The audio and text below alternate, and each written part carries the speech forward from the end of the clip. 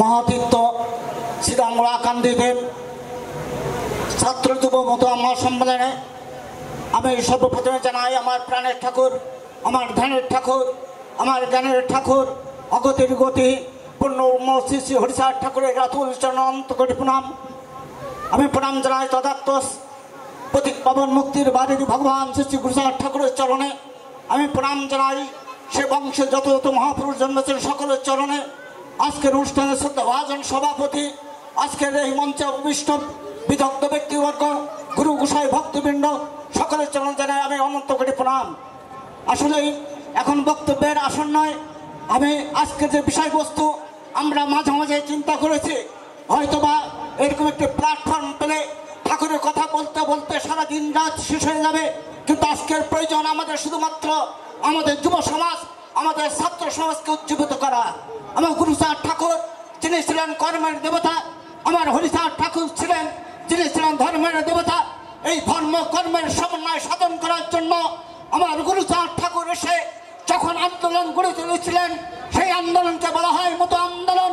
আজকে সে মতো আন্দোলনের প্রদা হিসাবে যারা কাজ করছেন, আমার শ্রী সুব্রত ঠাকুর, আমার সাগর সাধু, আমার ঠাকুর পরিবার, সেই তাদের নির্দেশনায় আজকে ছাত্র সমাজ, যুব সমাজ জেগে উঠেছে।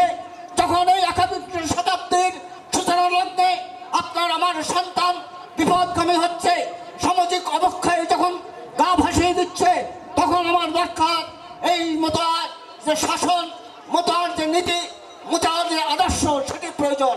কি সেটি? আমার ঠাকুর দিয়েছেন 12টি আজ্ঞা। তার মধ্যে আছে পিতামাতাকে ভক্তি করা, তাতে আছেন পরস্ত্রীকে মাতৃজ্ঞান করা, তার মধ্যে আছে পবিত্র চরিত্র ব্যক্তির প্রতি শ্রদ্ধা দেখানো।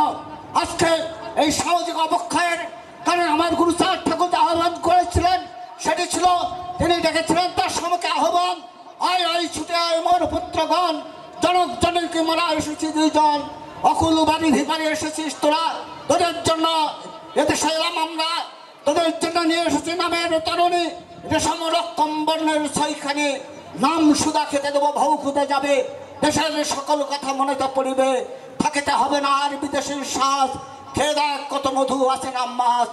এই মহানাম যদি খায়, তাহলে আজকে আপনার আমার সন্তানরা ওই ট্যাবলেট আর খাবে না। আজকে আপনার আমার সন্তান ওই বোতল খাবে না।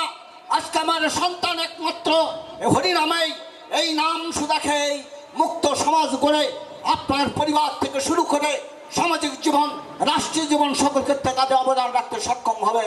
শুধু ভক্তমণ্ডলে আজকে আমার আহ্বান, আজকের বিষয়বস্তু পরে আমার কয়েকটি পরামর্শ, আমার কয়েকটি সুপারিশ রেখে আমার বক্তব্য শেষ করব। আমি সাতক্ষীরা জেলার পক্ষ থেকে এসেছি। সাতক্ষীরা মতো মহাসংঘের বিভিন্ন প্রচার নেতৃবৃন্দ এখানে অংশগ্রহণ করেছে। আজকের সাতক্ষীরা জেলায় এই সাগর সাধু ঠাকুর, এই সুব্রত ঠাকুরের তাদের নির্দেশনায় যুব সমাজ দেখেছে, সেখানে যুব সমাজ কাজ করছে। তাদের আহ্বানে আজকে 40 জন ছাত্র শিক্ষক তারা এসেছে আমাদের মাঝে এই সম্মেলনে অংশগ্রহণ করতে। আমি সেখানে সুপারিশ রাখতে চাই, এই ছাত্র সংগঠন, যুব সংগঠনের সুস্পষ্ট একটি গঠনতন্ত্র থাকতে হবে। এখানে থাকতে হবে একটি তহবিল, এখানে থাকতে হবে আমাদের যোগ্য ব্যক্তি কর্মীদের, যারা নিজের পয়সা খরচ করে ভাগ্য করে সংগঠন আসতে পারে, সে ধরনের লোকজনকে এখানে অন্তর্ভুক্ত করতে হবে। তাহলেই দেখা যাবে এই সংগঠনটি চাঙ্গা থাকবে। গুরুচাঁদ ঠাকুর যে আমরা যেখানে পূর্ববর্তী বক্তারা যেটি বলছেন, বারবার যে দত্তডাঙ্গায় যে মহাসংঘের গঠন করেছিল, যে আহ্বান দিয়েছিল, সেই আন্দোলন ঢেউ আজকে আমাদের যুব সমাজের মধ্যে প্রবেশ করেছে।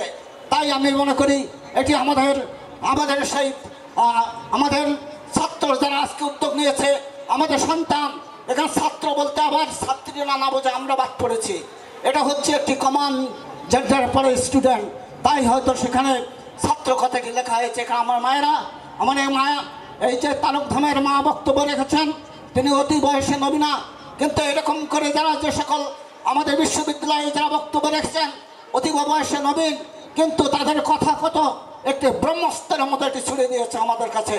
আমরা সেই ব্রহ্মাস্ত্রটিকে ব্রহ্ম মন্ত্রে, হরিনাম মন্ত্রে উজ্জীবিত করে আজকে আমরা এখান থেকে শিক্ষা নিয়ে আমাদের আগামীদের জন্য এগিয়ে চলবো। আমাদের এলাকায়, শশা এলাকায় এটিকে রাজনৈতিক কোনো জায়গায় রূপ দেওয়ার সুযোগ নেই। যেই মুহূর্তে আমরা ছাত্র সমাজ গঠন করছি মানে নয় আমরা রাজনৈতিক কোনো উদ্দেশ্য, এটা হচ্ছে আমাদের মতো আমার নীতি মতো আদর্শ আমাদের সন্তানের মধ্যে ঢোকার জন্য এটি আজকের প্রয়াস। আমি সকলকে আবারও ধন্যবাদ জানিয়ে সকলের কাছে আশীর্বাদ ভিক্ষা করে ঠাকুরের চরণে আপনাদের সুন্দর জীবন কামনা করে আমার বক্তব্য শেষ করছি। জয় হরি বল।